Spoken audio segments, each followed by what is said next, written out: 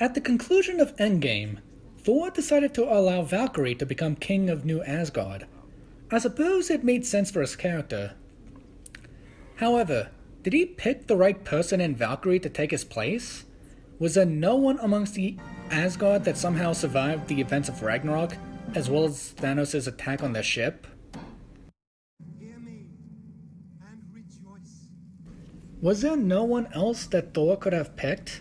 I mean, I know Thor knew nothing of Lady Sif's whereabouts and probably wrote her off as dead, and it was even confirmed Sif was dusted in Thanos' snap, so she was out of the running.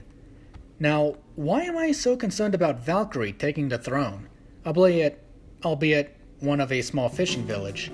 Because we only scratched the surface of what Valkyrie was doing during her time on Sakaar, in the service of the Grandmaster.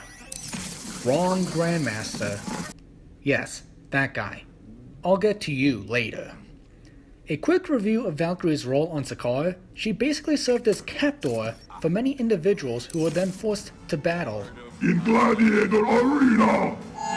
And yes, there were plenty of deaths that occurred that the film played off as a joke. Doug his? Doug! Oh, no, Doug's dead. Bear in mind, many of these individuals likely had families. Korg himself mentioned his mother at one point, For my mum. meaning and- Valkyrie likely tore many families apart. People who likely never saw their loved ones again, either because they were killed In Gladiator Arena! or they were kept locked up until they died. And on those who were alive when Valkyrie finally turned on the Grandmaster, many were taken by Loki to fight Hela's forces. And when I said she basically served as captor for many individuals, we actually have no idea how long she served on Sakaar. It's heavily implied that she went to Sakaar shortly after her encounter with Hela, and if it occurred after Thor was born, I can't imagine it happening a considerable amount of time after his birth. However, Valkyrie doesn't look that much older than Thor, so it's hard to imagine her fight with Hela occurring long before his birth either. Assuming she spent the entirety of Thor's life on Sakaar and captured someone new every week, that would mean 68,000 victims, give or take, and that's based off of assumptions. If Marvel really wants Valkyrie to be the new King of Asgard and have her be celebrated for it, they need to come clean about this number right now. And did she only capture males, or did she capture females during her skeleton-ridden career? And if she did capture women, did they take part in Gladiator Arena! or did they serve another purpose? Grandmaster uses it for his good times, orgies and stuff. Did you just say the Grandmaster used it for orgies? Yeah, did she just say orgies? And did everyone who participated in said orgies do so willingly? This is a guy who runs a slave empire after all. Oh, I don't like that word. Which mainframe? No, why would I not like mainframe? No, the yes word, yes word. Sorry, the prisoners with jobs. Folks, Marvel Studios is hinting at mass, dare I use that term, in a movie that's supposed to be funny. It's with a B. Trash. Taika Waititi better address this in Thor Love and Thunder, because we got the tip about orgies from the now King of Asgard. She knew. And does the Grandmaster have ties to Thanos? He runs the world of Sakaar, called upon his Sakaarians! who we know were involved with Ronan, and even participated in Endgame's final battle on Thanos' side. Despite not even looking into her possible ties to Thanos, Thor just on the spot made her king of his people.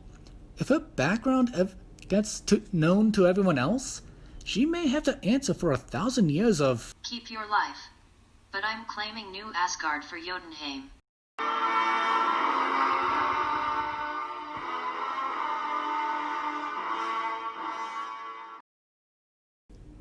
Folks, I am very sorry you had to see that. I assume that version of Serena was a different version than the one in Watched by Death.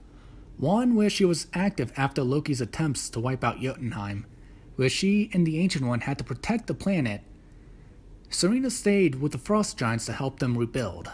She later led her people when Thanos invaded Jotunheim in 2013, and then came to Corbinite's defense in 2014. Angered at having his power challenged, Thanos had the Grandmaster do something about Serena, and Valkyrie fought alongside Serena for a time before ultimately betraying her and taking her to Sakaar. Eventually, she was pressed to the point of yanking that chip out of her neck, and she ultimately escaped before Thor did. Whether her father aided in her escape or not is unclear. However, her time on Sakaar was considerably far more traumatizing than Thor's time, and it caused her to go into a years-long spiral, only escaping her spiral upon hearing the news that her captor and tormentor was now ruling Asgard. Granted, the odds of this story becoming canon in the MCU is very low, but you have to admit that this does make for an interesting plot. Have Serena rebuild the Jotunheim Empire and even conquer New Asgard while Thor and Thor are busy dealing with Gor's God Bomb scheme. Lady Sif herself would be torn between her loyalty to her daughter and her loyalty to Asgard. That would be an interesting character arc for Sif, regardless of how it plays out.